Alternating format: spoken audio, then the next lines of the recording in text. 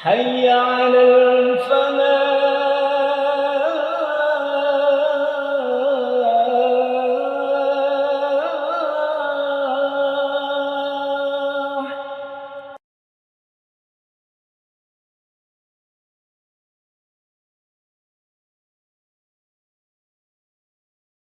Assalamualaikum warahmatullahi wabarakatuh. Innal hamdalillah nahmaduhu wa nasta'inuhu wa nastaghfiruh wa na'udzu billahi min shururi anfusina wa min sayyiati a'malina. May yahdihillahu fala mudilla lahu wa may yudlil fala hadiya lahu. Asyhadu an la ilaha illallah wahdahu la syarika lah. Wa asyhadu anna Muhammadan abduhu wa rasuluh. Allahumma salli wa sallim alaihi wa ala alihi wa sahbihi wa man da'a bi da'watihi wa man sara ala nahjihi. Nawina ta'allum wa ta'lim wa tadhakkura wa tadhkir wa nafa wal intifa'a wal ifada wal istifada wal hassa ala tamassuki bi kitabillahi wa sunnati rasulih wa du'a ila al-huda wa dalalat al-khair ibtigha'a wajhillahi wa mardatihi wa qurbihi wa thawabihi subhanahu wa ta'ala. Amma ba'du. Jamaah salat zuhur Masjid Al-Falah yang dirahmati Allah, alhamdulillahi wa syukurillah. Sampai siang hari ini kita mendapatkan nikmat dari Allah, bisa melaksanakan salat zuhur berjamaah. Alhamdulillahi wa syukurillah. Sampai detik ini kita masih berada di lingkungan iman, masih diberi taufik oleh Allah Subhanahu wa ta'ala, tidak jauh dari majlis-majlis kebaikan. Ini nikmat yang besar yang terkadang dilalaikan oleh sebagian manusia. Nah, terkadang kita juga kebahagiaan kita terhadap selain Allah Subhanahu wa ta'ala melebihi kebahagiaan kita kepada Allah Subhanahu wa ta'ala ketika kita mendapatkan rahmatnya, mendapatkan taufiknya. Ini satu hal yang sangat disayangkan, khususnya usia kita yang sudah melebihi paruh baya. Itu harus benar-benar meyakini bahwa agama ini, Al-Quran ini, itu adalah yang paling baik. Kenapa? Karena kita sudah banyak pengalaman. Hidup sekian tahun masih belum bisa memastikan bahwa agama ini yang terbaik, bahwa Quran ini yang terbaik. Ini sungguh disayangkan. Kita sudah banyak mengalami berbagai macam cobaan, pengalaman pahit manis dalam hidup. Coba kita renungi. Ternyata untuk kebahagiaan sejati itu ada pada agama. Ujung-ujungnya agama. Nah, ini harus kita temukan ini. Karena Al-Quran juga menyatakan jelas sekali. Al-Quran jelas sekali. Qul bi fadlillahi wa bi rahmatihi fabidzalika falyafrahu. Katakan Muhammad, dengan fadl Allah dan rahmat Allah. Ini dimaknai agama Islam dan Al-Quran. Sebagai ahli tafsir mengatakan, fadl Allah, rahmat Allah dalam ayat ini adalah agama Islam ini dan Al-Quran yang ada di tengah-tengah kita. Falyafrahu, hendaklah karena itu kalian bahagia. Huwa khairun mimma yajma'un, itu lebih baik dari apa yang kalian kumpulkan. Ini sebagai isyarat bahwa manusia itu mengira bahwa kebahagiaannya ketika dia mencapai segala yang dia inginkan, segala apa yang dia kumpulkan. Tidak. Al-Quran mengatakan itu.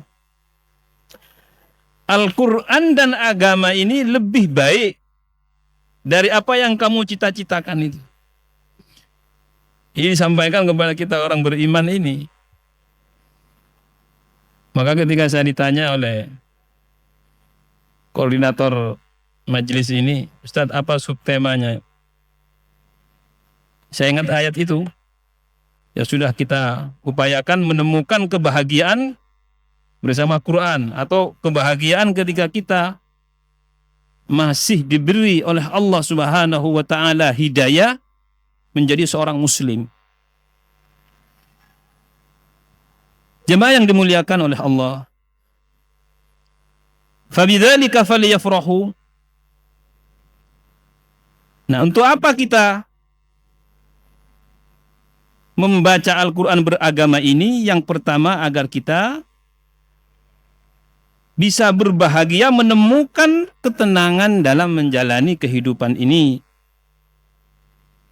Menemukan kebahagiaan min khilali dinil islami wa min khilalil Quran.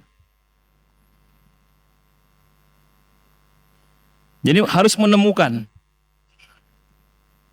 Wa jaa an Abi Dzarrin radhiyallahu anhu qala, ada riwayat hadis diriwayatkan oleh Ibnu Hibban dari Abu Dzar Al-Ghifari radhiyallahu anhu qala, ia berkata, qultu ya Rasulullah ausini, wahai Rasulullah, beri aku pesan wasiat. Artinya sebagai pegangan dalam menjalani hidup ini. Ausini, qala sallallahu alaihi wasallam, Nabi sallallahu alaihi wasallam bersabda, alaika bitaqwallah, hendaklah kamu bertakwa kepada Allah. Bertakwa kepada Allah ini dalam arti di atas agama ini. Jadi takwa kepada Allah itu harus sesuai dengan apa yang ada di agama Islam ini, bukan di agama lain. Bukan di keyakinan lain.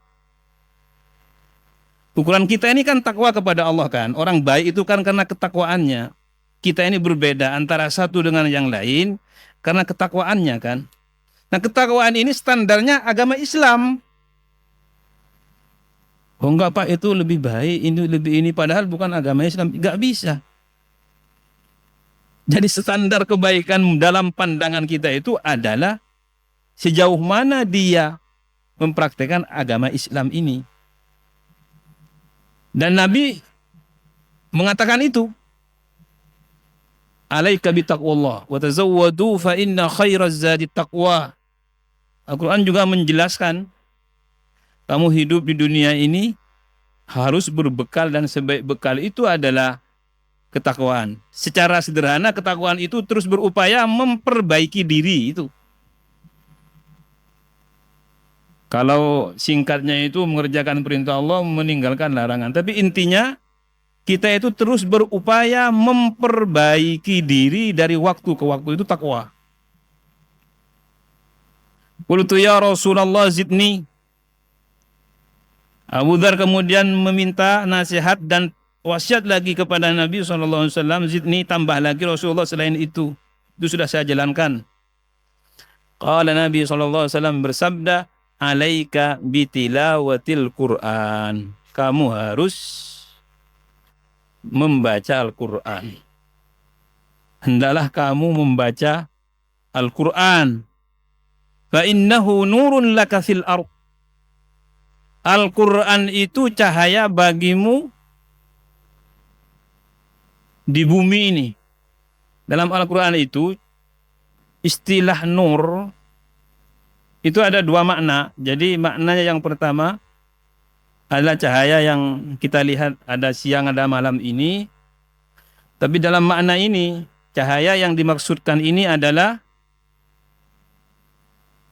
cahaya iman. Cahaya iman. Allahu waliyul ladzina amanu yukhrijuhum minadh-dhulumati ilan nur. Allah itu pelindung orang-orang yang beriman, mengeluarkan mereka minadh-dhulumati ilan nur, dari kegelapan menuju cahaya. Ini makna cahaya.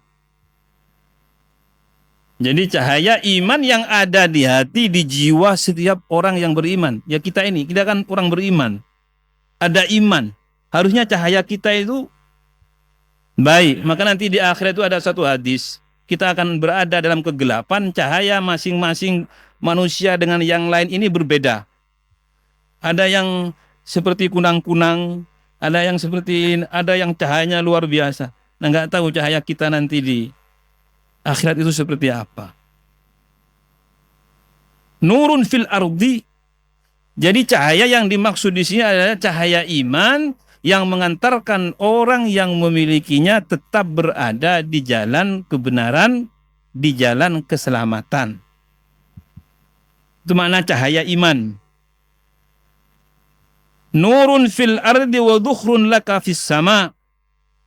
Jadi Quran itu akan menjadi cahaya penunjukmu untuk tetap benar, untuk tetap berada di jalan kebaikan, keselamatan, dan nanti di akhirat dia akan menjadi pahala untukmu. Makanya saya sering menyampaikan Quran ini teman abadi. Ahbib ma syi'ta fa innaka mufariqun bih. Cintai olehmu siapapun itu, kamu pasti berpisah. Nggak bisa, kita ingin selamanya bersama, nggak bisa. Orang yang paling kita cintai di dunia ini pasti akan ada waktunya berpisah. Tapi Quran tidak.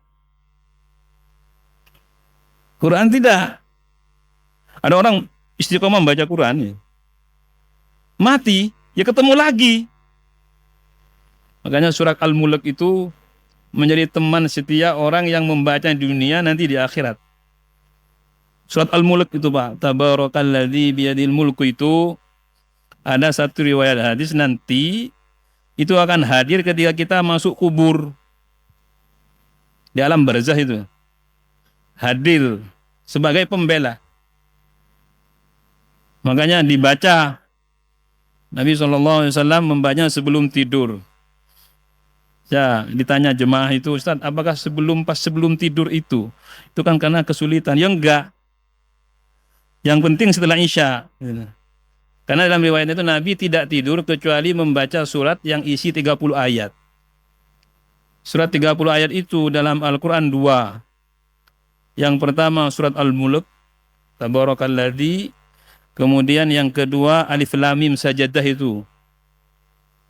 Tapi yang umum itu Al-Mulk, minimal Al-Mulk ini dibaca. Loh itu teman kita itu.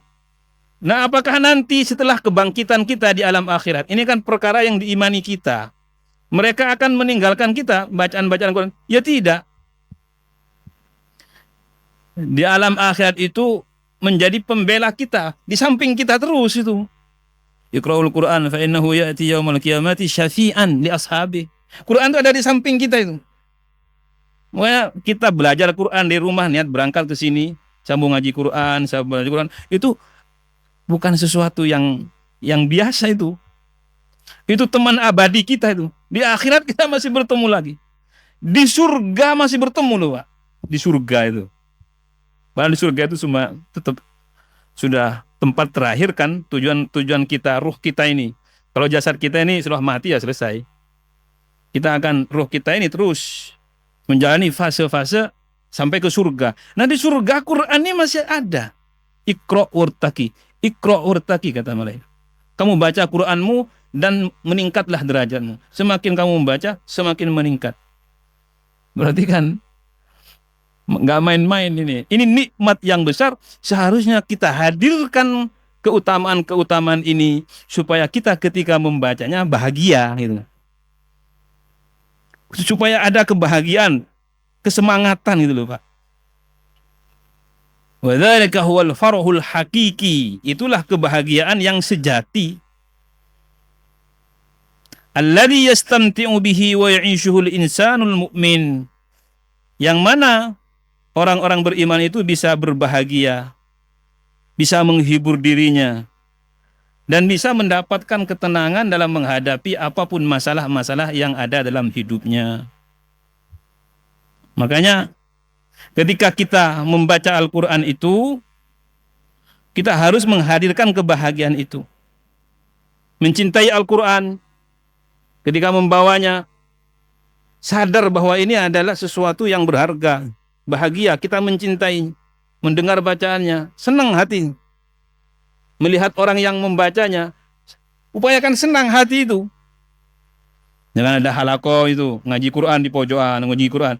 Itu kita lihat tuh harus ada kesenangan itu. Upayakan hadir. Mudah-mudahan itu menjadi penyambung kita dengan kitabullah ini. Jadi kitabullah yang tidak bisa diselewengkan sejak diturunkan sampai saat ini, sampai nanti diangkat lagi, itu Al-Quran saja. Yang tidak ditahrif. Tahrif itu diselewengkan ya. Kalau yang lain seperti Injil, Taurat itu masih dimasuki tambahan-tambahan atau pengurangan-pengurangan. Tahrif namanya. Tapi kalau Quran tidak. Dia tidak perlu khawatir Quran itu. Contohnya kemarin ada sedikit saja Quran diganggu itu. Ramai itu, sebenarnya bukan di dunia. Bukan hanya di Indonesia, di dunia harusnya. Nggak bisa, Quran ini termasuk uniknya di situ. Dan kita sadar itu. Inna nahnu nazzalna dzikra wa inna lahu lahafidhun. Di Quran itu ada penjagaan khusus itu. Nggak main-main. Nah, mengetahui keistimewaan ini menjadikan kita bersyukur ketika membaca. Orang bahagia itu karena bersyukur, Pak. Orang bahagia itu karena bersyukur itu. Lapang dadanya. Nah, untuk supaya kita bersyukur, alhamdulillah ya Allah, saya didekatkan dengan Quran. Alhamdulillah ya Allah, saya ini bisa berjemaah sehingga saya masih bisa mendengarkan lantunan-lantunan Al-Quran. Alhamdulillah sehari semalam, coba orang beriman ini, kalau biasa dia dengan Al-Quran, tinggalkan Quran 3 hari saja. Bingung nih. Bingung. Seperti ada sesuatu yang hilang. Kalau di ibarat sahabat itu ada sosok yang selama ini kita kenal, itu hilang. Nah, dan begitu.